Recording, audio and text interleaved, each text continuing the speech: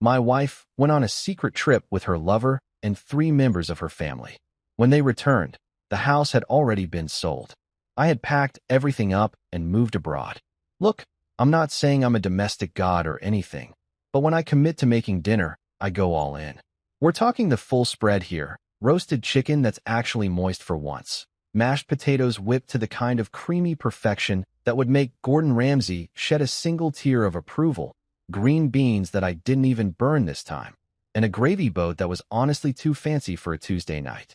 I'd even set the table with those cloth napkins Tessa insisted we buy from some overpriced boutique in the city, the ones that cost more than my lunch budget for an entire week. The playlist was queued up, her favorite indie folk garbage that sounds like someone's crying into an acoustic guitar at a farmer's market. And I'd even lit those scented candles she loves, the ones that smell like lavender dreams or unicorn farts, or whatever the label said. I was standing there, surveying my culinary kingdom like some kind of apron-wearing Caesar, when my phone started buzzing on the counter. The screen lit up with Tessa's name, and immediately, my stomach did that thing where it drops about 6 inches. See, my wife doesn't call me during the day. She texts. She sends memes. She forwards me TikToks of cats doing stupid stuff. But calling? That's reserved for emergencies, like when her car won't start or when she needs me to confirm that yes, we do have almond milk at home before she buys more at the store. A phone call from Tessa was like getting a letter from the IRS. Nothing good ever comes from it. I wiped my hands on the kitchen towel, took a breath that I didn't know I was holding, and answered. Hey babe, I said, trying to sound casual, like my blood pressure wasn't currently trying to escape through my ears. Hey, she chirped, way too cheerful for someone who was about to ruin my night. So, I just wanted to give you a heads up. Next week, the whole family's going to Santorini for a little getaway. You know, just a quick vacation to decompress and spend some quality time together. I stood there, phone pressed to my ear, staring at the bowl of mashed potatoes I'd just lovingly arranged with a little butter well in the center like I was some kind of Food Network contestant. The whole family. Those 2 words echoed in my head like a funeral bell. Because when Tessa said, the whole family, what she really meant was, everyone except you. The guy who's technically part of this family, but might as well be the neighbor's dog for all the inclusion I get. So, your mom, your brother, and your cousin? I asked, already knowing the answer but hoping, praying to whatever deity handles domestic disputes, that maybe, just maybe, this time would be different. Yeah, exactly, she said, like she was confirming the weather forecast and not the latest episode of Let's Exclude Evan from Everything Important. Then came the pause. You know the one. That pregnant silence that hangs in the air like a fart in an elevator, where you know something worse is coming, but you can't quite brace yourself properly for it. And, yeah, Lucas will be there too. Lucas. Of course Lucas would be there. Lucas, her friend from work. Lucas, the guy who apparently works in marketing but has enough free time to send my wife flowers from the whole team every other month. Lucas, who looks like he stepped out of a cologne commercial and probably irons his gym shorts. Lucas, whose name I've heard more times in the past 6 months than my own. Sure, buddy, you're just colleagues. And I'm the king of England. I said nothing. What was there to say, really? Oh, great. Honey, have fun on your romantic Mediterranean getaway with another man while I sit here like an idiot. Instead, I just stood there, gripping that kitchen towel like it was the only thing tethering me to sanity, and watched a bead of condensation roll down the side of the gravy boat. Metaphorical, if you think about it. Evan, you there? Tessa's voice cut through my mental spiral. Yeah, I'm here, I said, forcing my voice to stay level. Just processing.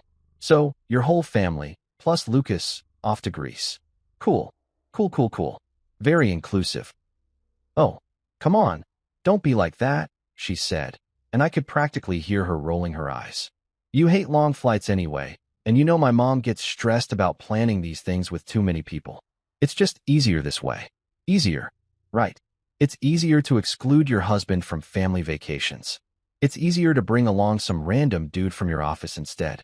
It's easier to pretend like I'm some kind of optional accessory to this marriage, like a throw pillow you can just toss aside when it doesn't match the aesthetic. Yeah, no, I get it, I said, my voice dripping with the kind of false cheerfulness that could sweeten coffee. Makes total sense. I mean, why would you want your husband there? taking up valuable space that could go to Lucas? Lucas, who definitely needs a vacation from all that hard marketing work. Sending emails, making PowerPoints, stealing other people's wives. You know, the usual. Evan, don't start, she snapped. Lucas is just a friend. You're being ridiculous. Oh, I'm being ridiculous? I laughed, but it came out bitter. Yeah, sorry. My bad.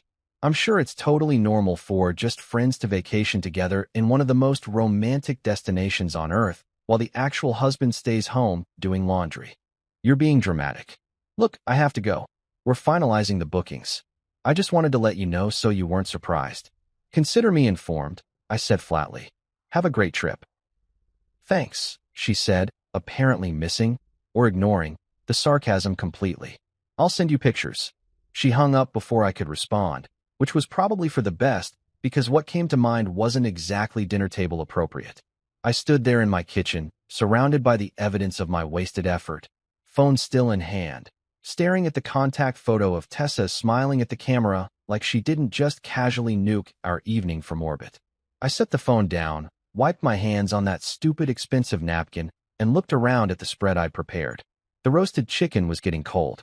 The mashed potatoes were developing that weird skin thing they do when they sit too long.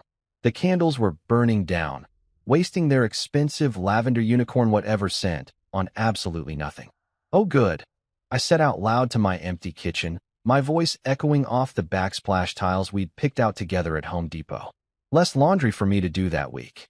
But even as I said it, even as I tried to play it cool like this was just another Tuesday night disappointment in a long string of them, something shifted in my chest. It wasn't anger exactly. It wasn't even hurt anymore, though God knows I'd felt plenty of that over the past few months. No, this was something colder. Something more calculating. This was clarity. I turned off the stove, covered the food with aluminum foil that I knew neither of us would eat later, and blew out the candles. As I watched the smoke curl up from the wicks, I made a decision. A real one. The kind that you can't take back. That would be her last family vacation on my dime. Hell, that would be her last anything on my dime. If Tessa wanted to treat me like I was invisible, like I was some kind of ATM with a pulse who existed solely to fund her lifestyle, while she gallivanted around Europe with Lucas, the marketing marvel, then fine. I could work with that. I could work with that real well. Actually, I grabbed my laptop from the living room, opened it on the kitchen counter, right next to the now-cold mashed potatoes, and started Googling. Real estate agents, divorce attorneys, one-way flights to literally anywhere else. As the search results loaded, I smiled for the first time that evening. A real smile, not the fake one I'd been wearing like a mask for months. Because if there's one thing I'd learned in my years of marriage to Tessa and her charming family, it's that when people show you who they really are, you should believe them. And then, if you're smart, you should plan accordingly. By the time she came home that night, smelling like expensive wine from happy hour with her coworkers, including Lucas, I'm sure, I was already 3 steps ahead. She kissed me on the cheek, asked why I looked so cheerful, and I just shrugged. Just thinking about next week, I said honestly, about how much things are going to change. She laughed, completely oblivious, and went upstairs to pack. I went back to my laptop and kept planning, because while they were off posting ocean selfies and pretending life was perfect, I was going to be busy, real busy, making sure they came home to a surprise worth remembering. So here's the thing about being excluded from your own wife's family vacation. It gives you a lot of time to think. Too much time, actually. The kind of time that makes you realize you've been playing the role of background character in your own life story, and honestly, that's just pathetic. They left on a Wednesday morning, and I didn't even bother going to the airport to see them off. Tessa didn't ask me to, which should have hurt, but instead felt like confirmation of everything I already knew. I watched from the bedroom window as the Uber pulled up, saw her mom's oversized luggage that probably weighed more than a small child, watched her brother Kyle load everything into the trunk like he was auditioning for a strongman competition, and then they were gone. Off to Santorini. Off to their perfect little family bubble that apparently had a "No Evans Allowed" sign posted at the entrance. The house felt different immediately. Not empty. I mean, it was literally empty, but that's not what I mean. It felt lighter somehow, like someone had opened all the windows and let out air that had been going stale for months.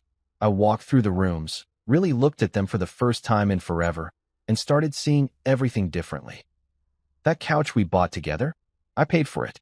The dining table where her family sat every Thanksgiving judging my modest job as a project manager while stuffing their faces with the turkey I'd cooked, my money. The mortgage payment that her mother once called reasonable, while sipping wine that cost more than said payment, all me, baby. Every single month, like clockwork, while Tessa's salary mysteriously evaporated into online shopping and girls' brunches and, apparently, Santorini getaways with Lucas the Wonder Boy. I was sitting on that couch, the one I'd apparently bought for myself without realizing it, when Tony showed up. Tony's been my best friend since college, back when we were both young and stupid instead of just me being stupid about marriage.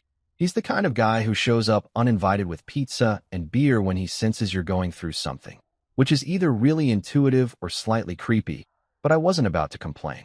He knocked twice and walked in. I'd given him a key years ago, back when I still believed in things like trust and friendship and wives who didn't vacation with their work husbands. "Bro," Tony announced, dropping 2 large pizzas on my coffee table like he was delivering salvation itself. "You look like you've been hit by a truck, backed over for good measure, and then the truck sent you a bill for damages." "That's oddly specific," I said, but I grabbed a slice anyway because emotional turmoil doesn't cancel out hunger. If anything, it enhances it. "Pepperoni and existential crisis," he said, settling into the recliner that Tessa always complained didn't match the aesthetic. "My 2 specialties. So they're really gone. Like gone. Off playing happy family without you." "Yup," I said through a mouthful of cheese. "Tessa, her mom, Kyle, cousin Rebecca, and of course, Lucas. Can't forget Lucas. Lucas who works in marketing. Lucas who apparently has unlimited vacation days. Lucas who's definitely not sleeping with my wife, but might as well be at this point." Tony stopped mid-bite and gave me that look. You know the one. The look that says, "My guy, we need to have a serious conversation, but I'm going to try to make it sound casual so you don't completely lose it." He's practiced that look. "We've been friends for 15 years. Bro, you know what this means, right?" he said, setting down his pizza like we were about to discuss battle strategy. "They didn't forget to invite you. They excluded you. On purpose. With intent. Premeditated exclusion." "Thanks, Sherlock," I shot back. "Next you'll tell me water is wet and my marriage is a joke. I mean, since you brought it up. Tony, I'm just saying." He held up his hands in mock surrender. "Look, man, I've been watching this train wreck in slow motion for months. Her family treats you like you're the help. Tessa acts like you're her roommate, who occasionally she's obligated to have sex with. And this Lucas guy? Come on. Nobody sends that many flowers to a coworker unless they're trying to pollinate something, if you know what I mean." I didn't know what he meant. I'd known for a while, actually, but knowing something and admitting it out loud are 2 very different things. Admitting it makes it real. It makes you the guy whose wife is probably cheating on him, or at least thinking about it, or at the very least enjoying the attention of someone who isn't you. And that guy? That guy's a loser. But sitting there in my living room, eating pizza that I didn't have to share, in a house that was blissfully free of judgment and passive-aggressive comments about my career choices, I realized something. Maybe being that guy was the wake-up call I needed. "So what are you gonna do?" Tony asked, leaning back with his beer. "You gonna cry about it, or you gonna go full movie villain? Because I gotta tell you, I'm here for either option, but the second one sounds way more entertaining." "Neither," I said, and I felt this weird calm settle over me. The kind of calm you feel when you finally stop fighting against something and just accept it. "I'm gonna go full realtor." Tony blinked. "Come again." "I'm selling the house," I said, and saying it out loud felt like cracking open a window in a stuffy room. "They're gone for 10 days. That's plenty of time." "Plenty of time to what?" "Pack. Find a place." "Bro, you can't just—" "Watch me," I interrupted. "This house is in my name. Just mine. We bought it before we got married, and I never added her to the deed because her credit was garbage from some shopping addiction she swore she'd gotten under control. Spoiler alert, she didn't. So legally, this is my house. My equity. My decision." Tony's eyes went wide, and then, God bless him, he started laughing. Not a polite chuckle, but a full body, gasping for air, tears streaming down his face laugh that went on for a solid minute. When he finally caught his breath, he looked at me with something like admiration. "Dude," he wheezed. "Dude, you're actually going to do it. You're going to sell their house out from under them while they're on vacation. That's beautiful. That's art. That's poetry in motion. That's justice, I corrected. They want to act like I don't exist? Fine. I'll show them what me not existing actually looks like. We spent the rest of that night planning. Tony, it turns out, has a sister who's a real estate agent, which felt like fate or karma or maybe just dumb luck, but I wasn't questioning it. He called her right there at 9 p.m. on a Wednesday and explained the situation. Her name was Rosa, and she had this no-nonsense voice that made me feel like I was talking to someone who'd seen every kind of domestic drama and wasn't impressed by any of it. You want to sell your house in 10 days, she said flatly, while your wife is out of the country. That's correct, I replied. And you're the sole owner? No legal complications. Just my name on the deed. I can send you the paperwork. There was a pause, and then I heard her laugh. Okay, I'm in. This is either the most justified thing I've ever helped with or you're a complete psychopath, but either way, it'll be a good story. Send me the details. We'll list it tomorrow. That night, after Tony left with promises to help me pack and document this legendary moment for posterity, I walked through the house again. But this time, I wasn't seeing it as the home I'd built with Tessa. I was seeing it as inventory, as assets, as the physical manifestation of every dollar I'd earned while she complained it wasn't enough, every weekend I'd spent fixing things while she was out with friends, every holiday I'd hosted for her family while they made jokes about my job and my car and my apparently inferior existence. I went upstairs to our bedroom. My bedroom, I corrected myself, and started opening drawers. Tessa had packed for Santorini but left plenty behind, and I was looking for something specific. I found it in her nightstand, under a stack of magazines and some fancy lotion that probably cost more than my gym membership. A box of letters. Not cards, not notes. Letters. The kind written on actual paper, folded carefully, some with hearts drawn on the envelopes. I opened one, then another, then 5 more. They were all from Lucas. Tessa, you make me feel alive in ways I forgot existed. Can't stop thinking about our lunch yesterday. Your husband doesn't deserve you. That last one made me laugh out loud, a sharp bark of sound in the quiet room. He got one thing right. I didn't deserve this. I deserved better. I put the letters back carefully, exactly as I'd found them. Evidence, I thought. Not that I needed it for anything legal, but it felt good to know I wasn't crazy. I wasn't paranoid. I was just finally paying attention. As I got ready for bed in the house that would soon belong to someone else, I felt something I hadn't felt in months. Excited. Tomorrow, I'd meet with Rosa. We'd list the house. We'd start the process of me reclaiming my life from people who treated it like a free vacation rental. And when they came back from Santorini, tan and happy and full of stories about Lucas's charming anecdotes and the beautiful sunsets, they'd come home to absolutely nothing. Well, not nothing. They'd come home to a lesson about consequences. I set my alarm and climbed into bed, smiling in the dark. Checkmate was coming. Morning came faster than I expected, probably because I actually slept well for the first time in months. No Tessa hogging the blankets, no passive-aggressive sighs when I rolled over. Number 3 a.m. scrolling through her phone with the brightness turned down low like I wouldn't notice. Just me, spread out like a starfish in the middle of our California king, dreaming about real estate transactions and freedom. When my alarm went off at 7, I actually felt energized. Like I'd been running on fumes for so long that I'd forgotten what a full tank felt like. Rosa had texted me at 6 in the morning. Apparently real estate agents don't believe in sleeping in, with a message that read, "Can meet at 10. Bring deed, ID, and any inspection reports you have. Let's move fast."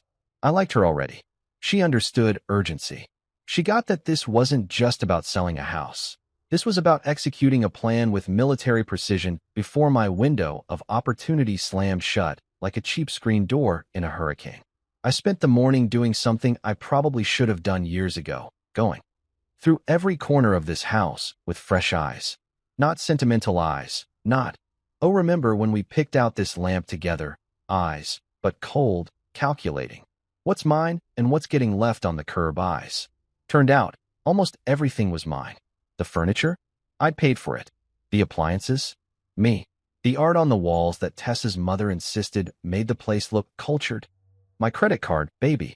The only things that were definitively hers were clothes, some jewelry I'd been stupid enough to buy for anniversaries that apparently meant nothing, and a collection of self-help books about finding your authentic self that she'd never actually read. Rosa showed up at exactly 10 a.m. driving a silver BMW that looked like it meant business. She was maybe 50, with short gray hair and glasses that she wore on a chain around her neck like a librarian who moonlighted as an assassin. She walked through my front door, looked around for approximately 15 seconds, and said, "We can get $750 for this, maybe $800 if we stage it right. Market's hot. Location's good. You've maintained it well." "Thanks," I said. "Turns out when you actually give a damn about where you live, it shows." She gave me a look that suggested she'd heard that tone before. The tone of a man who was done being underappreciated in his own home. "Your brother mentioned this is somewhat time-sensitive. My wife's out of the country for 10 days, I explained, sitting down at the kitchen table where Rosa had spread out a folder full of paperwork that looked both official and terrifying. "She doesn't know I'm selling. She's not on the deed. This is all legal, but I'd prefer she found out when she got back rather than via Instagram or a phone call from her nosy mother." Rosa nodded slowly, not even blinking. "Any reason you're selling in such a hurry?" I thought about how to phrase it. I could be diplomatic. I could be vague. I could protect Tessa's reputation even though she'd spent months not protecting our marriage. But sitting there in my kitchen with a woman who was clearly unshockable, I decided honesty was more fun. "Yeah," I said. "The property's haunted." Rosa raised an eyebrow. "By what?" "Bad decisions and my in-laws." She laughed, actually laughed, this sharp bark of amusement that made her seem immediately more human. "Okay, I've sold houses for every reason under the sun. Divorce, debt, death, and now domestic drama. I respect the honesty. Let's get you out of this haunted house." We spent the next hour going through paperwork. I signed things. She explained things. I pretended to understand real estate law while mainly just thinking about how Tessa was probably at some beachside restaurant right now, laughing at Lucas's jokes and not thinking about me at all. Which was fine. Perfect, actually. Made this whole thing easier. "We can list it today," Rosa said, checking her tablet. "I'll have a photographer here tomorrow morning for staging photos. You'll need to keep the place pristine, and I mean pristine, for showings." "Can you do that?" "I'm the only one here," I pointed out. "The only mess will be from me. And trust me, I'm motivated to keep things clean." "Good. We'll do an open house this weekend. I'm betting we'll have offers by Monday, maybe sooner. These starter homes in good neighborhoods go fast, especially when they're priced right and don't require work." By the time Rosa left, I had a listing agreement signed, a for sale sign going up tomorrow, and a plan that was actually in motion. I stood in my driveway, watching her BMW disappear around the corner, and felt something I hadn't felt in years, in control. Like I was the main character in my own story instead of a supporting actor in Tessa's drama. Tony showed up around noon with moving boxes, packing tape, and an enthusiasm that bordered on manic. "Okay," he announced, dropping everything in the middle of my living room. "Operation Divorce and Depart is officially underway. Where do we start?" "Upstairs," I said. "I want all my stuff out of that bedroom.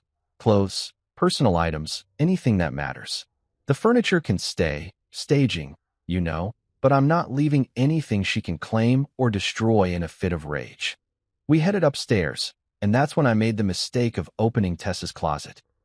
Not because I wanted to go through her stuff. I couldn't care less about her collection of dresses she wore once for Instagram photos, but because I needed to get to the storage boxes on the top shelf where I'd stashed some old college stuff. When I pulled down the first box, something fell with it. A shoebox, wrapped in a decorative scarf, hidden behind winter coats she never wore, because we lived in California and winter meant 60 degrees and partly cloudy. "What's that?" Tony asked, already knowing it was something good because the universe loves dramatic timing. I opened it. More letters from Lucas. But these were different. These were recent. I could tell by the dates scrawled in the corners, by the paper that wasn't yellowed or creased from time. These were from the past 3 months. The past 3 months when Tessa had been working late and stressed about projects and needed space to figure herself out. I read one out loud because apparently I'm a masochist. "Tessa, you make me feel alive in ways I forgot existed. Last night was incredible. I can't wait until we don't have to hide anymore." Tony whistled low. "Okay, so we're past emotional affair and straight into regular affair territory. You want to burn these? Frame them? Send them to her mother?" "None of the above," I said, putting them back in the box carefully. "I'm keeping them. Not for revenge. I don't need revenge when I've got a sold house and an exit strategy. But if she tries to come after me for anything, if she tries to paint me as the bad guy, I've got proof. Dated, handwritten proof that she was the one who blew this up. We kept packing. I labeled boxes with more honesty than I probably should have. His clothes, her lies, family photos, trash or recycle. Tony suggested we leave one box labeled Lucas's future problem, filled with all her high-maintenance beauty products and expired vitamins. But I decided against it. I wasn't petty. I was just done. By evening, my entire life, the parts that mattered anyway, was packed into boxes stacked in the garage. The house looked weirdly perfect without my personal touches. Like a model home. Like a stage set for someone else's life. Which, I guess, it was about to be. Tony ordered Chinese food, and we ate it sitting on the floor of my empty bedroom, using moving boxes as tables. You know what's crazy? He said between bites of Kung Pao chicken. You seem happy. Like, actually happy. I haven't seen you this relaxed in over a year. That's because for the first time in over a year, I'm making decisions that are actually mine, I said. Not compromises. Not sacrifices. Not bending myself into shapes to make everyone else comfortable. Just me, choosing what I want. And what do you want? I looked around the empty room. Thought about Tessa on a beach somewhere. Thought about the for sale sign going up tomorrow. Thought about the life I was about to build without asking anyone's permission. I want out, I said simply. And I want her to know that actions have consequences. Amen to that, Tony said, raising his water bottle in a toast. We clinked plastic bottles like they were champagne glasses, and I smiled. Tomorrow, the photographer would come. This weekend, strangers would walk through my house. By next week, I'd have offers. And when Tessa came home, tan and glowing, and probably already planning her next vacation with Lucas, she'd come home to nothing but a forwarding address and the realization that she'd underestimated the wrong guy. The photographer showed up Thursday morning at 8 sharp, which meant I'd been awake since 6 making sure every surface sparkled like we were filming a cleaning product commercial. I'd never realized how much effort went into making a house look unlived in, until I spent 2 hours arranging throw pillows at precise angles and making sure there were exactly 0 personal items visible anywhere. The photographer, a guy named Marcus who wore all black and had the kind of beard that suggested he took his coffee very seriously, walked through each room with his camera like he was documenting a crime scene. Which, in a way, I guess he was. The crime of a failed marriage, Exhibit A through Z. Great bones, Marcus muttered, snapping photos of my kitchen. Good light. You've staged this well. Most people leave out way too much personal crap. Family photos, kids' drawings, refrigerator magnets from their vacation to Branson. Nobody wants to see that. No kids, I said. And the only vacation that matters happened this week, to Santorini, without me. He paused mid-shot and looked at me over his camera. Selling while the spouse is away? Bold move. Respect.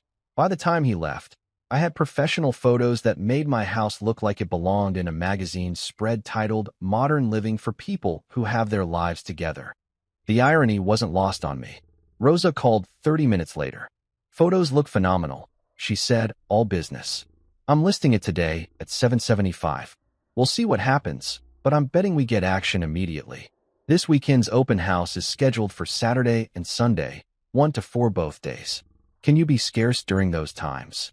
I can be invisible, I assured her. I've had practice. Perfect. Oh, and Evan, I pulled some comps from the neighborhood. Houses like yours have been going 15 to 20% over asking. You're going to walk away from this very comfortable. Might want to think about where you're going next. Where was I going next? Good question. I'd been so focused on the getting out part that I hadn't fully processed the going to part. But sitting there in my increasingly empty house, I realized I could go anywhere. Literally anywhere. No job tying me down. I could work remotely. No wife to consult. No in-laws to appease. Just me and whatever life I wanted to build next. The possibilities felt dizzying and terrifying and absolutely incredible. The house went live online at noon. By 2 p.m., Rosa had called to say we had 3 showing requests for Friday. By 5 p.m., that number had jumped to 8.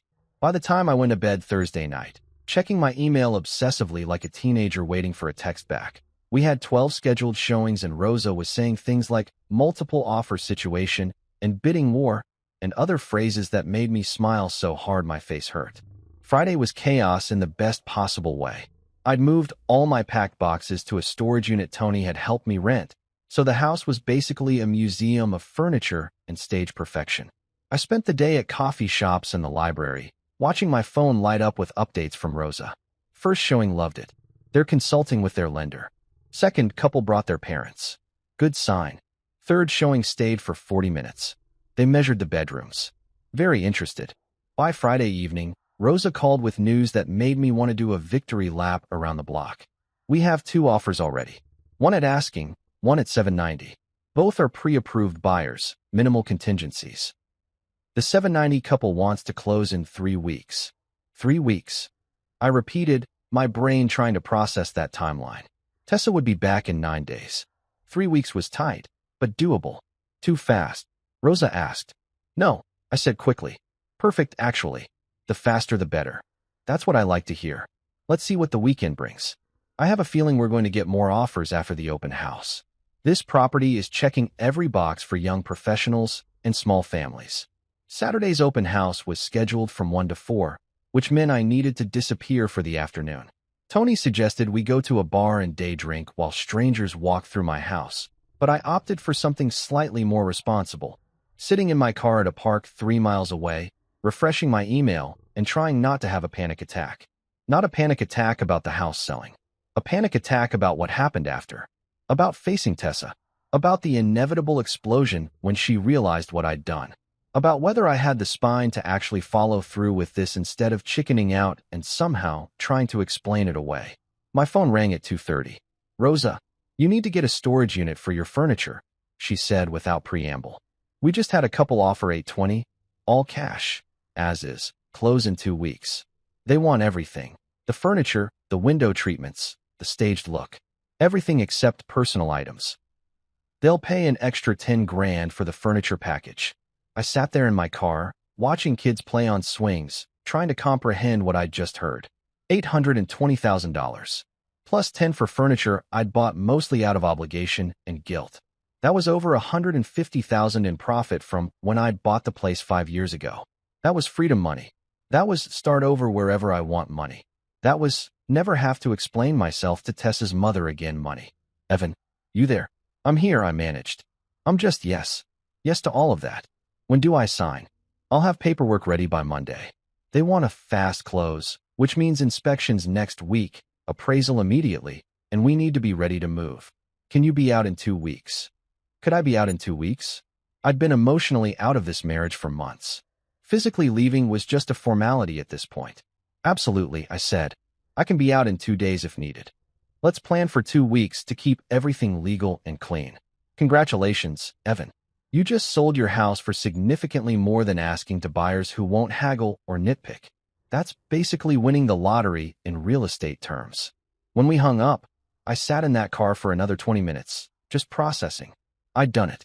In less than a week, I'd gone from excluded husband to liberated ex-homeowner. The house where Tessa's family had spent years making me feel inadequate was about to belong to someone else. The mortgage I'd paid alone, while she spent her salary on God knows what was about to be someone else's problem. The bedroom where I'd found love letters from another man was about to be another couple's sanctuary. And the best part? I'd done it all completely legally. This was my house. My name on the deed. My decision to sell. Tessa had no legal claim to it. No right to stop me. No ground to stand on when she inevitably freaked out. She'd excluded me from her family, from her vacation, from her life. Now I was returning the favor, but with real estate instead of plane tickets. Sunday's open house brought even more offers, but I'd already accepted the cash deal. Rosa said we could have probably gotten $850 if we'd waited, but I didn't want to wait. I wanted this done before Tessa came back. I wanted the papers signed, the deal locked, the point of no return firmly in the rearview mirror. Monday morning, I met Rosa at her office to sign the acceptance. The buyer's agent was there too. A perky woman named Jennifer who kept saying things like, my clients are just thrilled, and they love the energy of the space. I wanted to tell her the energy of the space was actually recent bitterness and justified pettiness, but I just smiled and signed every page she pushed in front of me. When it was done, Rosa shook my hand and said, you know, in 20 years of doing this, I've never seen someone execute a sale this cleanly under these circumstances. You've got everything lined up, legally, financially, logistically. Whatever happened to make you do this? I hope you land on your feet. I will, I assured her. I'm already halfway there.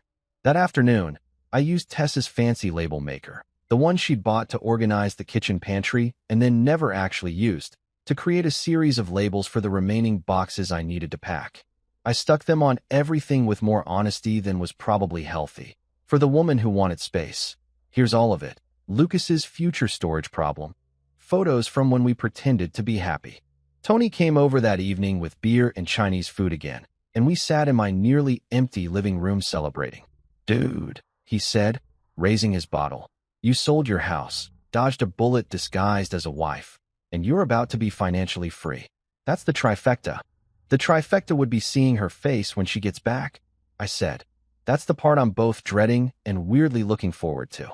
You're not going to be here when she gets back though, right? Please tell me you have an exit strategy that doesn't involve confrontation. Oh, I have a strategy, I assured him. By the time she lands, I'll be long gone. New city, new life, new everything. She can deal with the consequences without me there to absorb her drama. We clinked bottles again, and I felt that same calm settle over me. The calm of someone who'd finally stopped letting other people write his story. In 5 days, Tessa would be home. In 2 weeks, I'd be signing final closing papers and collecting a check that represented my ticket out. And somewhere between those two events, she'd realized that treating people like they're disposable comes with a price tag. A price tag of about $830,000, give or take. The thing about executing a perfect exit is that timing is everything. Too early and people catch wind of it, start asking questions, maybe even try to stop you. Too late and you're stuck dealing with the aftermath in person, which defeats the entire purpose of a strategic disappearance. I had exactly 4 days before Tessa touched down at LAX with her family and probably Lucas. All of them tanned and relaxed, and completely unaware that they were about to have the worst homecoming since the Titanic survivors realized their luggage was gone. For days to tie up every loose end, transfer every asset, and vanish like a magic trick performed by a guy who'd finally learned he was worth more than the audience's applause. Tuesday morning started with coffee that tasted better than usual, probably because I was drinking it in a house that would soon be someone else's problem. And a to-do list that was simultaneously terrifying and exhilarating. First order of business. Open a new bank account at a completely different bank than the one Tessa and I had shared. Not a joint account this time, obviously. Just mine. All mine. I walked into a branch across town where nobody knew me. Sat down with a banker named Patricia who had the kind smile of someone who'd seen every financial disaster known to man, and explained that I needed to move some money around. Divorce? She asked, not unkindly. Getting there, I said. But first, I'm selling a house and need to make sure the proceeds go somewhere secure. Somewhere that only I have access to. Patricia nodded like this was the most normal request she'd heard all week, which either meant she was very professional or I wasn't nearly as original as I thought. She set me up with a new checking account, a savings account, and what she called a high-yield money market account that would apparently make my money work for me while I figured out my next move. I transferred $5,000 from my old account to start, enough to establish the account, but not enough to raise any red flags with Tessa if she happened to check our joint balance before she got back. The closing proceeds will go directly here, I explained, showing her the wiring instructions from Rosa. Should hit in about 2 weeks. And your spouse doesn't know about this account? My spouse doesn't know about a lot of things, I said. Like the fact that the house she's planning to come home to has been sold.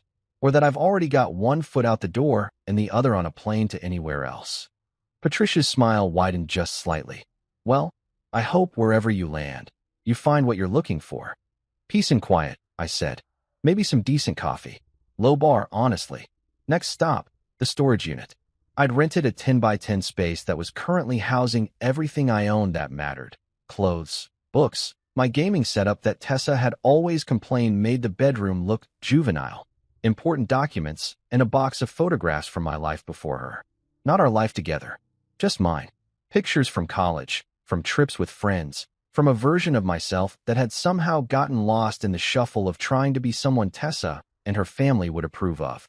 I spent an hour organizing everything, making sure I could access what I needed quickly when the time came to actually leave. The rest could stay in storage until I figured out where I was going. Tony met me at the storage facility around noon, holding two enormous coffees and wearing sunglasses that made him look like he was about to star in a buddy cop movie. "Okay, man," he said, handing me a coffee. "We need to talk about your exit strategy. Where are you going? What's the plan? Because you can't just say somewhere else and expect that to work." "Why not?" I asked. "Tessa did that with Santorini. Just announced it and left.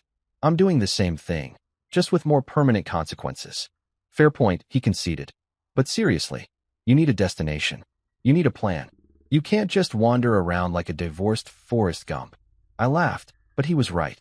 I'd been so focused on the getting out part that the where to part had remained fuzzy. "I've been thinking," I said slowly, testing out the idea as I spoke. "Portugal. Lisbon, maybe. I've always wanted to go there, and everything I've read says it's affordable, beautiful, and full of expats who went there for a fresh start." "Lisbon," Tony repeated. "As in Portugal, Europe, across the ocean Lisbon?" "That's the one. Dude, that's not a fresh start. That's a complete reset. That's like uninstalling the game and starting over with a new character." "Exactly," I said, and saying it out loud made it feel real.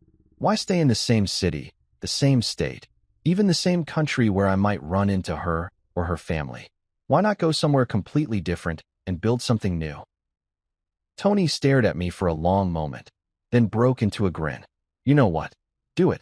Absolutely do it. You've got the money coming from the house sale. You can work remotely.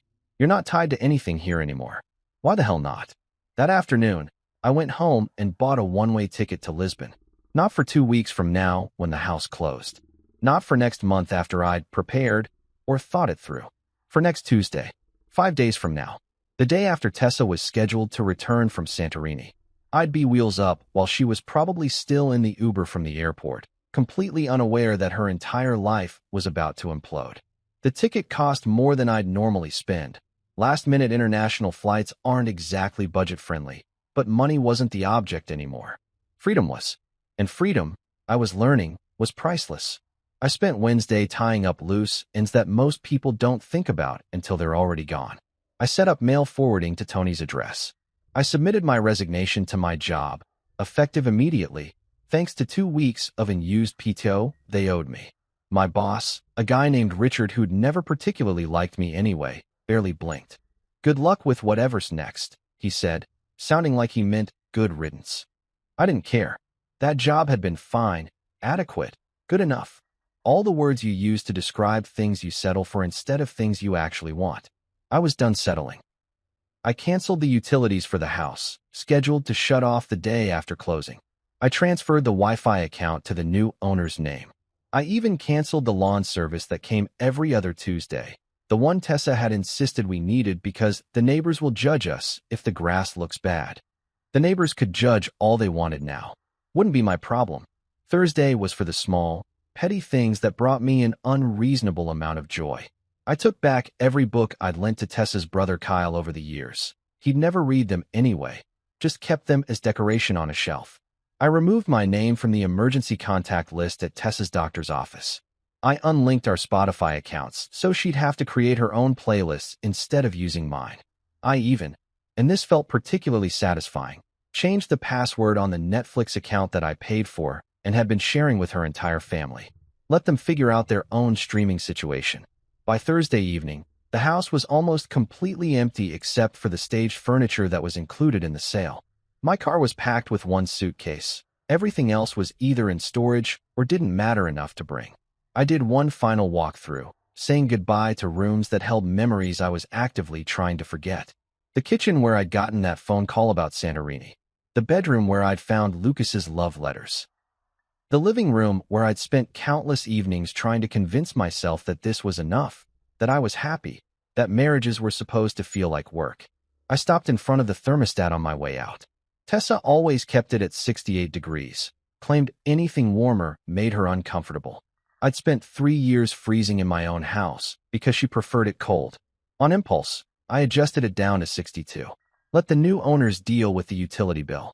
Let Tessa deal with the metaphor of coming home to a cold, empty house that no longer wanted her there.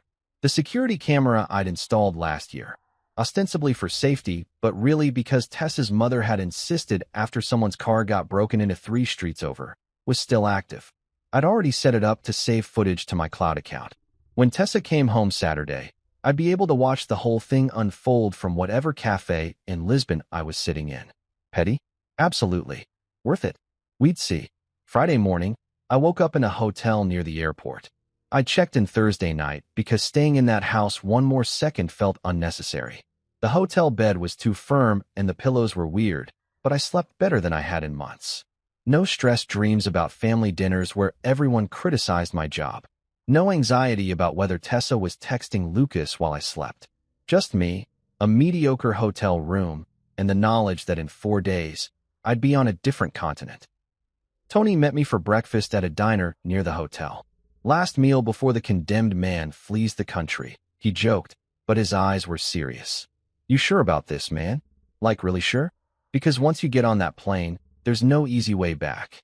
That's the point, I said. I don't want an easy way back. I want to make sure future me can't chicken out and come crawling back to a situation that was slowly killing me. Fair enough, he said, and then handed me an envelope. Little going away present. Don't open it until you're on the plane. I hugged him in the parking lot. This guy who'd been my friend through college, through my engagement, through my wedding, and now through my escape plan. Thanks for not trying to talk me out of this, I said. Are you kidding? This is the most alive I've seen you in years. I'm not about to ruin that with some speech about marriage being hard work or whatever. Sometimes the hardest work is knowing when to quit.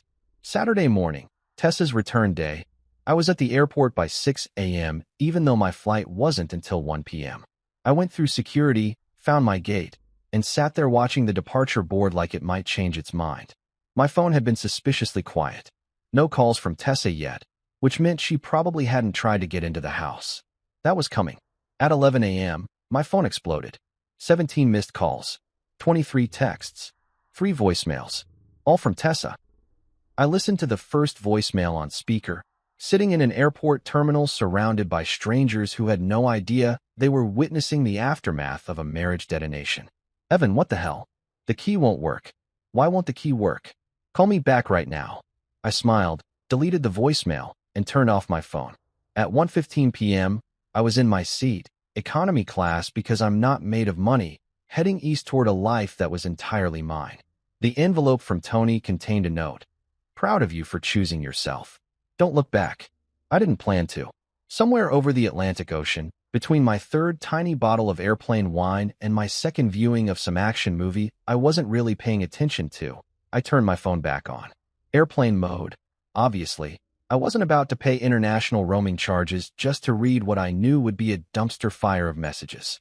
The plane's Wi-Fi was working though, weak and spotty, but functional enough for what I needed. I logged into the security camera app, the one still connected to the camera I'd strategically left mounted above the front door, and settled in for what was essentially the best reality TV show I'd never asked for, but absolutely deserved to watch. The timestamp on the saved footage showed Tessa and her entourage arriving at 2:30 p.m., roughly 7 hours ago. I'd already been through security by then, blissfully unaware and stress-free in the terminal, but the camera had caught everything in glorious high definition.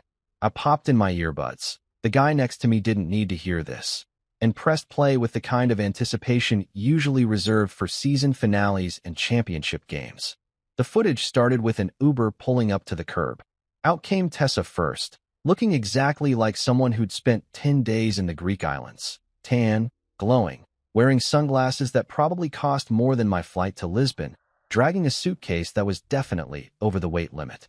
Then her mother emerged, all flowing scarves and judgment, followed by her brother Kyle hauling bags like he was competing in a strongman competition. Cousin Rebecca popped out next, and finally, because of course, Lucas, wearing linen pants and a shirt that screamed, "I vacation in places you've only seen in magazines." They were laughing about something, completely at ease, absolutely zero awareness that they were about to walk into what I'd privately started calling the reckoning. Tessa fumbled with her keys. Our keys, I corrected myself, except they weren't ours anymore, and approached the front door with the confidence of someone who'd never had to question whether home would still be there when she got back. She inserted the key, turned it. Nothing happened. Her face in that moment. I wished I could screenshot it and frame it. Confusion first, then annoyance. The kind of expression you make when technology doesn't immediately comply with your expectations. She tried again, wiggling the key like maybe the lock was just being temperamental. Still nothing. Because, obviously, the locks had been changed. New owner's request, part of the closing process that Rosa had handled earlier in the week. What the hell? I could see her mouth the words even without audio. The camera had a microphone, but they were far enough away that I only caught fragments. She pulled out her phone, calling me. I knew, because my phone in airplane mode on this flight showed 17 missed calls from around that time. When I didn't answer, because I was busy being in an airport terminal planning my great escape, she tried the key again. Like the third time would somehow be the charm. Her mother stepped forward, saying something I couldn't quite make out, but could absolutely imagine. Probably something about how I was irresponsible, how I'd probably forgotten to tell Tessa I'd changed the locks, how men like me were always causing problems through sheer incompetence. If only she knew. This wasn't incompetence. This was precision execution. Kyle tried his hand at the door, because apparently being male means you're automatically better at keys. Spoiler alert, he wasn't. Lucas hung back, looking uncomfortable, probably realizing that friend from work status didn't include getting involved in domestic lockouts. Rebecca was filming the whole thing on her phone, because of course she was. Everything's content these days. I briefly wondered if I'd end up on her TikTok as crazy ex-husband who changed the locks. Not knowing the full story was so much better than that. Tessa tried calling me again. And again. And again. I watched her pace the driveway, phone pressed to her ear, her free hand gesturing wildly in that way she did when she was frustrated. When I still didn't answer, because I was probably boarding the plane by then, she resorted to texting. The camera angle couldn't show her screen, but I didn't need to see it. I'd already read those texts while sitting at my gate. Where are you? Why won't the key work? This isn't funny. Evan, answer your phone right now. I swear to God if this is some kind of joke. Not a joke, I thought, sipping my terrible airplane wine. Just consequences meeting actions at long last. The best part came next. Her mother, in all her entitled glory, apparently suggested they call a locksmith. I watched Kyle pull out his phone, probably Googling emergency locksmith near me, and getting ready to pay whatever extortionate weekend rate they charged. But before that could happen, a car pulled up. A Lexus SUV. Out stepped a couple in their early 30s, the man holding a folder, both of them looking exactly like people who'd just closed on their first house and were eager to see it. The new owners. I literally laughed out loud on the plane, causing the guy next to me to glance over with concern. I didn't care. This was better than I could have scripted. The timing was perfect. Poetic, even. I watched Tessa's face as the couple approached the house. Her house, in her mind, with keys of their own. I watched the confusion morph into something darker. The man said something, gestured toward the door. The woman smiled, said something else. Tessa's mother stepped forward, probably launching into some explanation about how there'd been a terrible mistake, how they lived here, how they had keys that weren't working. The man shook his head, held up his folder. I knew what was in there. Closing documents, the deed with his name on it, proof of ownership dated 3 days ago. The woman pulled out her phone, probably showing them the listing, the purchase agreement, something official that made it clear this house was no longer Tessa's to enter. I watched Tessa stumble backward. Literally stumbled, like she'd been physically struck. Her mother's mouth opened in what I assumed was outrage, probably demanding to speak to whoever was in charge, to see a manager, to understand how this could possibly have happened. Kyle looked between his sister and the new owners like he was watching a tennis match. Lucas had the good sense to retreat toward the sidewalk, clearly wanting no part of whatever was unfolding. Rebecca, bless her content-hungry heart, was still filming. Tessa made one more call. I watched her dial, watched her face crumble when it went to voicemail. My voicemail, set up before I'd left, with a message I'd recorded specifically for this moment. You've reached Evan. I'm currently unavailable, permanently, in some cases. If this is Tessa, check your email. Everyone else, leave a message I probably won't return. She pulled the phone away from her ear like it had burned her. Then she did check her email, right there on the driveway of the house that used to be hers. I'd sent that email from the airport, time to deliver at 3 p.m., knowing she'd be landing around 2 and would probably be at the house by then. The email was brief, Because I'm not a monster who writes manifestos. The house has been sold. It was in my name only, as you know. The proceeds are secure. Your things are in storage unit 247 on Davidson Street. Key is taped under the front left wheel well of your car. I've paid through the end of next month. After that, it's your responsibility. I'm starting over somewhere you won't find me. I suggest you do the same. P.S. Found the letters from Lucas. All of them. You're welcome to each other. I watched her read it on the camera footage. Watched her face go from confused to shocked to devastated to angry in the span of 30 seconds. Watched her show the phone to her mother, who grabbed it and presumably read the same email. Watched her mother's face turn a shade of red that probably wasn't medically advisable.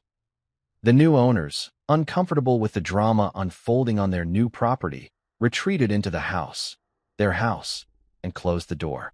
Probably to call the police if the crazy people on the driveway didn't leave. Tessa's family stood there for another 10 minutes, a huddle of disbelief and fury, before finally getting back into whatever vehicle they'd called to pick them up. The last shot on the camera was of Tessa, sitting on the curb, head in her hands, while her family loaded back into what looked like her mother's Mercedes. She sat there alone for a solid 5 minutes before finally standing up and walking to the car. I exited the app and sat back in my economy seat, feeling something I hadn't felt in years, satisfied. Not happy in a jumping-for-joy way, but satisfied in a justice served, order restored, balance achieved way. She'd excluded me from her life piece by piece, from family trips, from emotional intimacy, from basic respect and honesty. Now she knew what total exclusion felt like, how it felt to be locked out of something you thought was yours, how it felt to realize someone you'd underestimated had been planning their exit while you were busy planning your next vacation with someone else. My phone, still in airplane mode, showed 43 new messages, 12 voicemails, and 3 missed calls from numbers I didn't recognize, probably her family trying to reach me from different phones. I didn't read any of it, didn't listen to the voicemails. Just looked at the notification count, acknowledged it, and put the phone away. The flight attendant came by with another round of drinks. I ordered a whiskey this time, felt fancy despite being in the cheap seats. The woman across the aisle noticed my smile and returned it, probably assuming I was just happy to be going on vacation. She wasn't wrong. I was going on vacation from my old life. A permanent one. Somewhere below us was the Atlantic Ocean, thousands of miles of water between me and the explosion I'd left behind. Somewhere ahead was Lisbon, a city I'd never been to, full of people who didn't know me and problems that weren't mine. And somewhere back in California was Tessa, standing outside a house she'd thought was home, learning that assumptions have consequences. I raised my plastic cup of whiskey to the window, to the dark ocean below, to the life I was leaving behind. Cheers to closure, I said quietly, and to checking out before checkout time. The guy next to me, who'd been pretending not to notice my entertainment choices, finally spoke up. Rough breakup. Something like that, I said, but it's getting better by the mile. He nodded, understanding in a way that suggested he'd been there too. Then here's to fresh starts and transoceanic flights.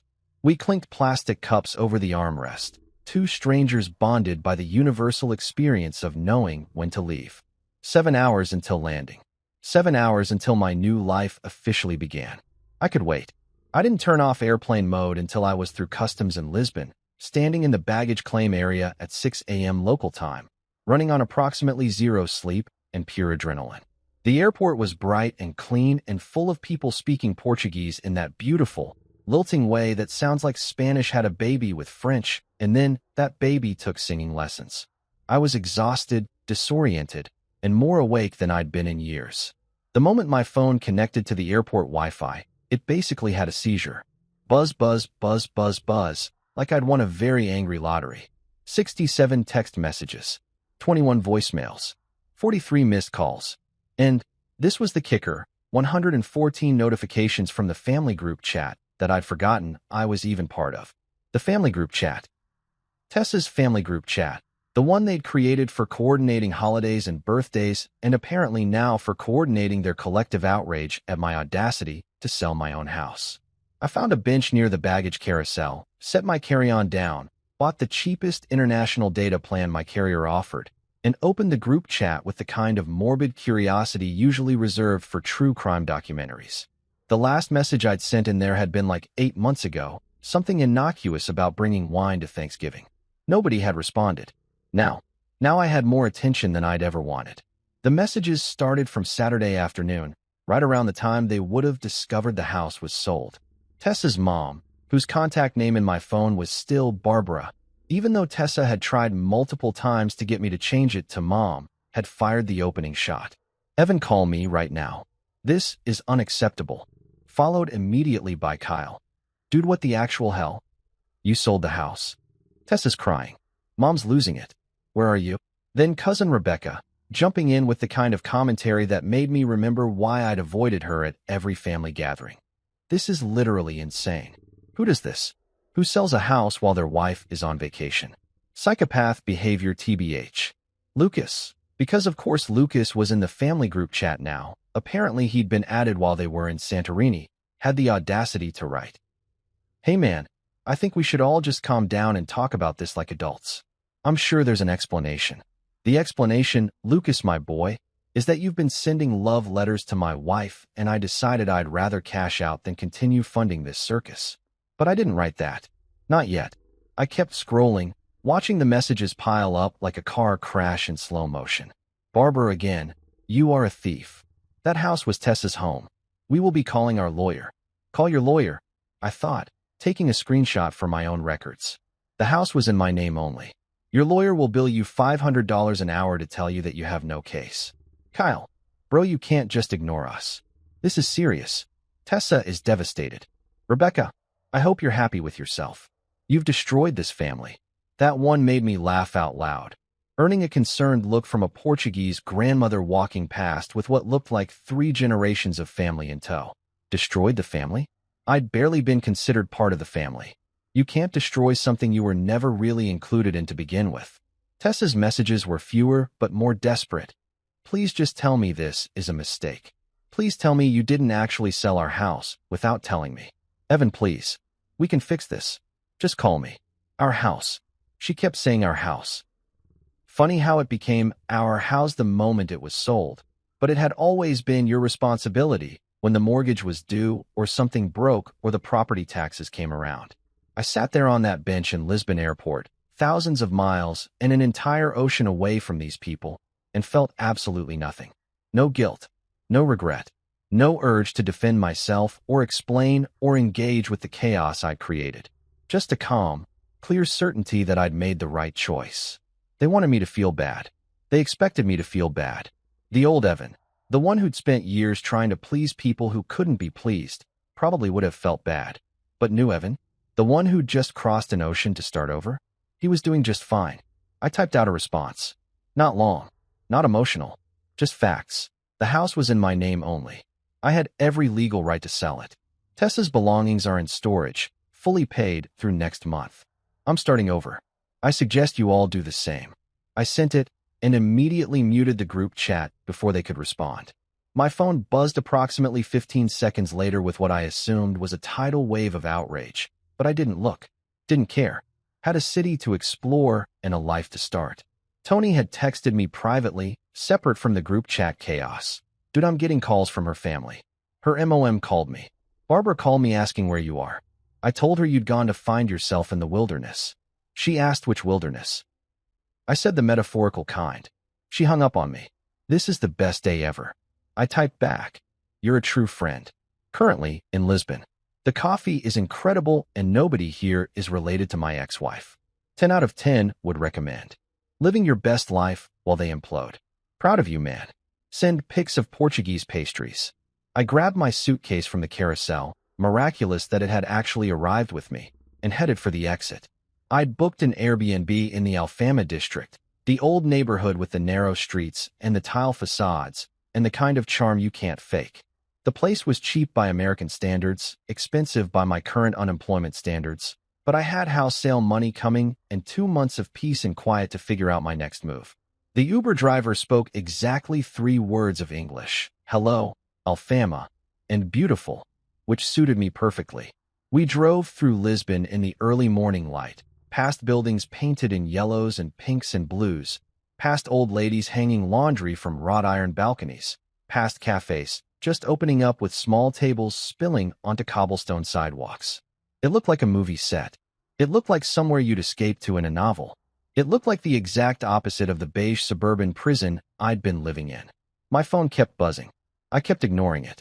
At some point, Tessa called 18 times in a row, which was honestly impressive from a persistence standpoint. Each call went to voicemail. Each voicemail went unlistened to. I'd set up a new voicemail greeting from the airport. You've reached Evan. If this is about the house, sold. If this is about reconciliation, not interested. If this is about anything else, probably still not interested, but leave a message and we'll see. Barbara left a voicemail anyway. I could see the duration, 4 minutes and 37 seconds. That was a lot of words to say. I'm angry and entitled, and how dare you. Delete. Kyle left one too. 1 minute, 12 seconds. Probably something about brotherhood and loyalty and how I'd betrayed the family. The family that had never actually treated me like family. Delete. Even Lucas left one, which took some nerve. 34 seconds. I almost listened to that one out of sheer curiosity. What could he possibly have to say to me? But decided against it.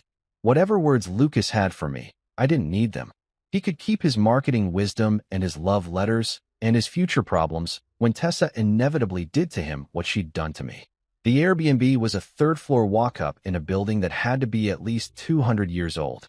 The host, a kind-faced woman named Maria who spoke English with a thick accent, showed me around the tiny apartment. 1 bedroom, a kitchen the size of a closet, a bathroom with a shower that looked like it had been retrofitted sometime in the 70s.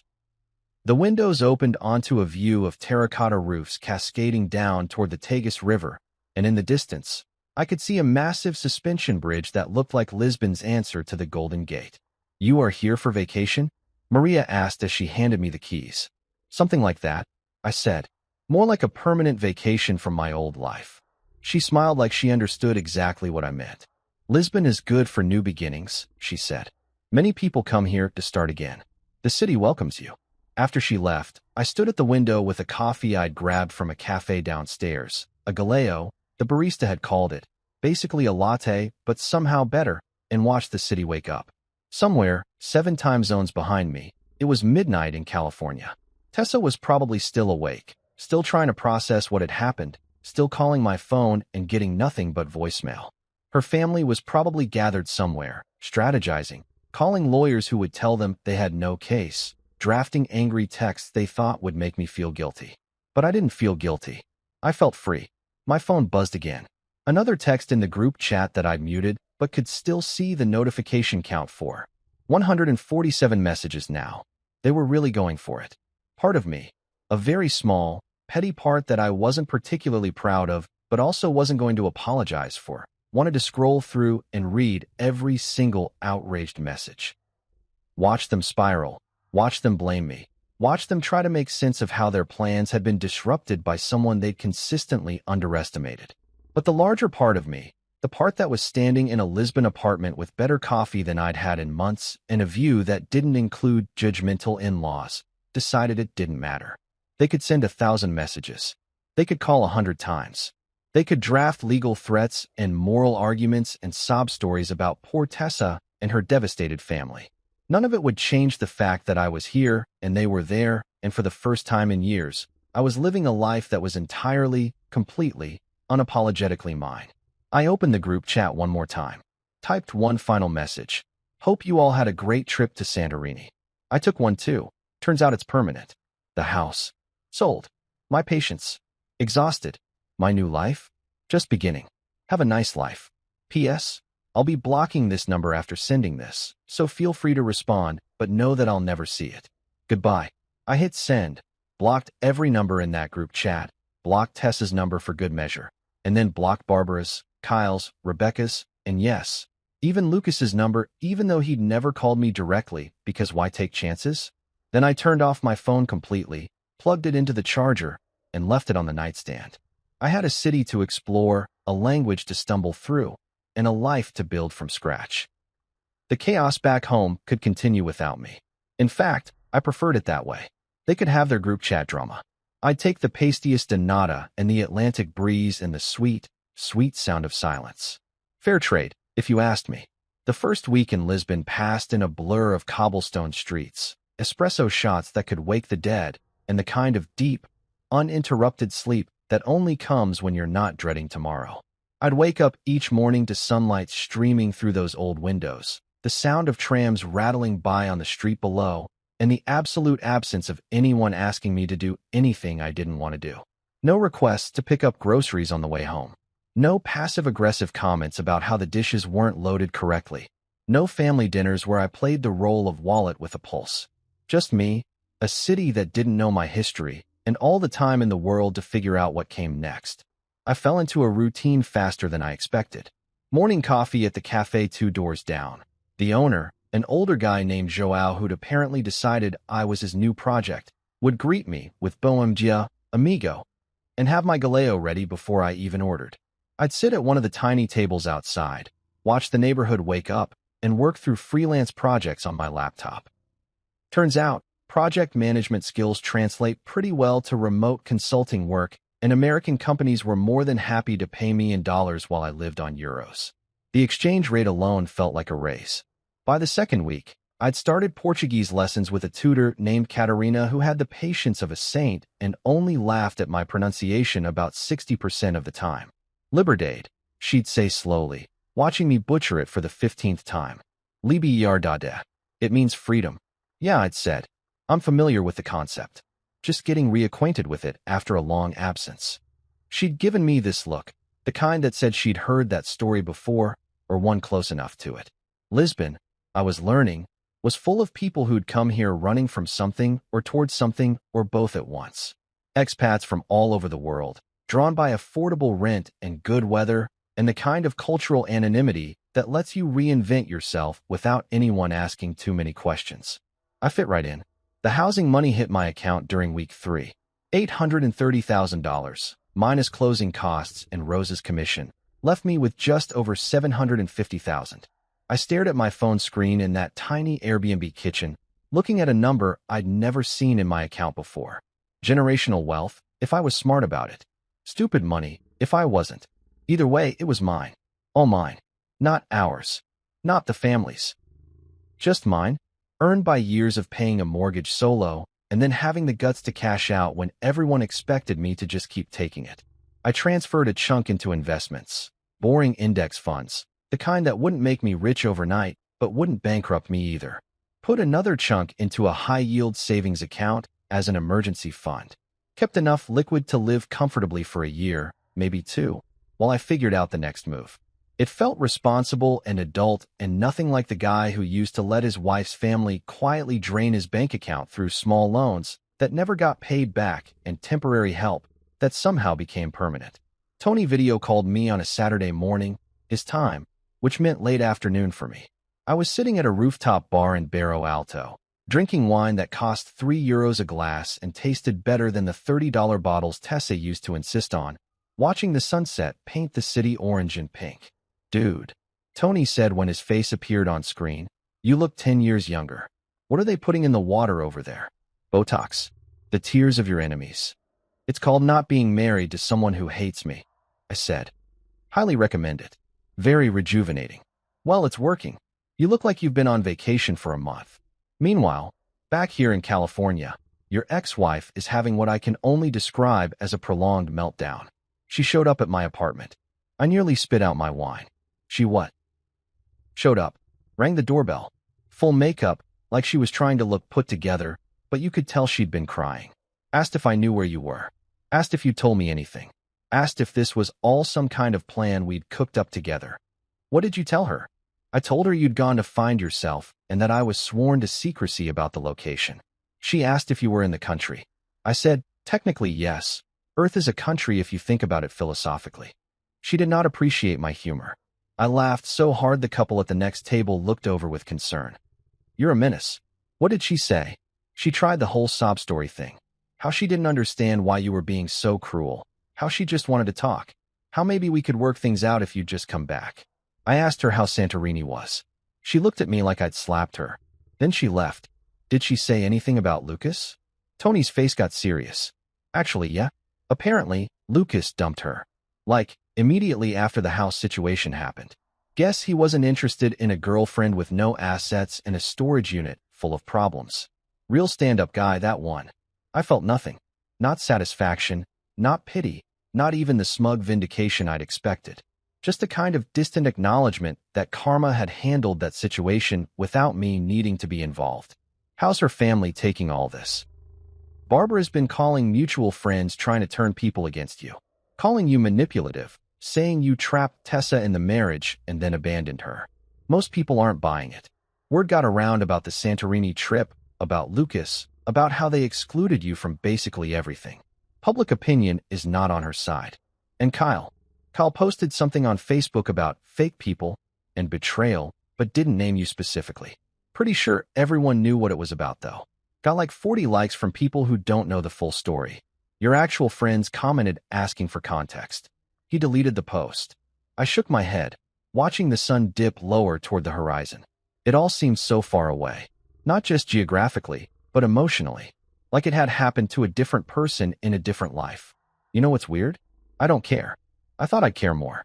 I thought I'd want to defend myself or set the record straight or whatever. But I just don't. That's called healing, my man. That's what it looks like when you remove toxic people from your life and give yourself permission to move on. We talked for another 30 minutes about his job, about a girl he'd started seeing, about the Portuguese phrases I was learning and mangling. Before we hung up, he said, "I'm proud of you, you know. Not everyone has the guts to blow up their life and start over.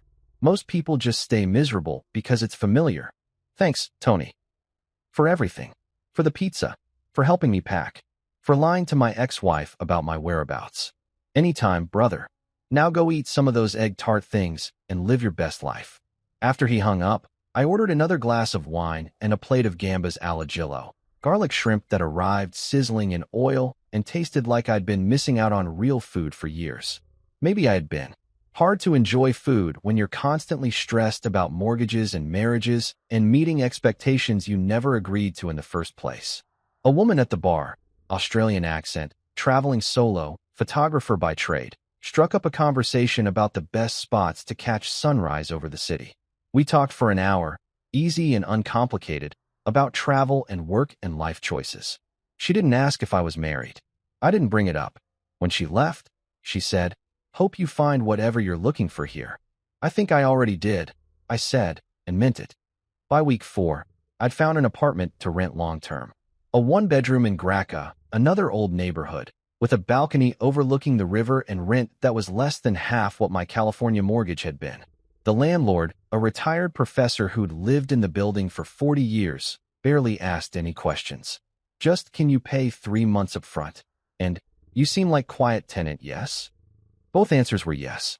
He handed me keys that probably dated back to before I was born and said, "Welcome home. Welcome home." 2 words I'd been saying to Tessa for years every time she walked through the door, rarely hearing them back. Now a stranger in a foreign country was offering them freely, no strings attached, no expectations beyond paying rent on time and not throwing parties that disturb the neighbors. I moved in with my single suitcase and started acquiring things slowly. A coffee maker, some plates and silverware, a small desk for working. Nothing expensive, nothing flashy, just functional pieces for a life I was building one decision at a time. The apartment felt more like home in 3 days than my house in California had felt in 3 years. I took walks every evening through different neighborhoods, learning the rhythms of the city. The way the bakeries smelled like butter and vanilla in the mornings. The way the trams groaned uphill, packed with tourists and locals alike. The way people greeted each other on the street. Strangers, but friendly, acknowledging each other's existence without judgment or agenda. It was such a contrast to California's suburbia, where everyone hid behind their fences and the only conversations were about property values and whose lawn looked best. One night, sitting on my new balcony with a beer and a book I'd picked up from an English bookstore, my phone buzzed with an email. Not from the family. I'd filtered all those addresses to spam. This was from Rosa, the realtor.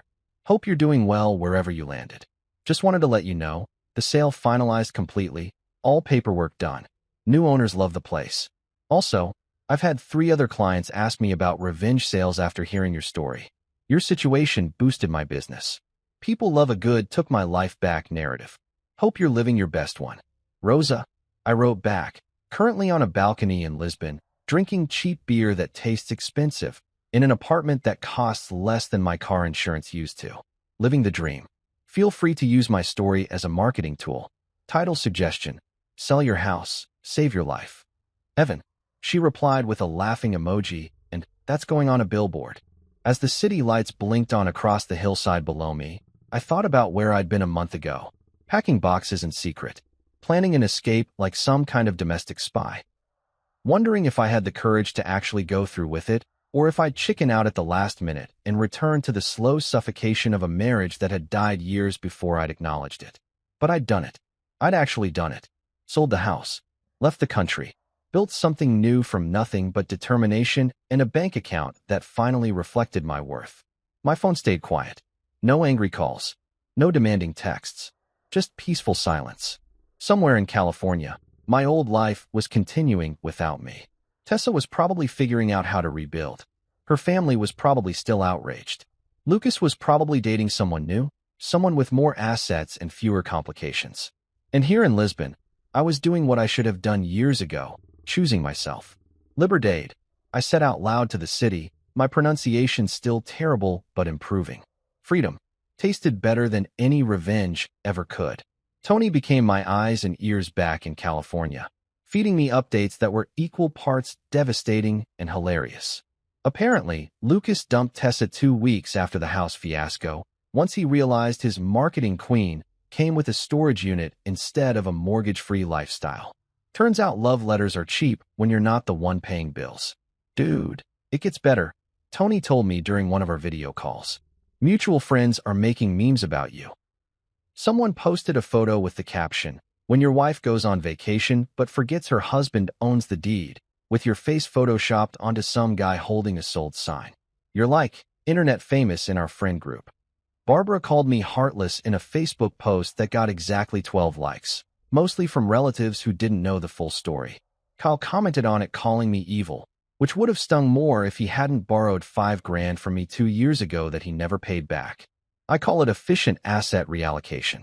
Even Rosa texted me, "Your story boosted my business." 3 clients specifically asked for the realtor who handled that revenge sale. People love a good comeback story. Tell them it's not revenge, I replied. It's just consequences with better timing. The best part? Someone sent me a screenshot of Rebecca's TikTok where she tried to paint me as the villain. The comments were brutal. So he sold his house that he paid for?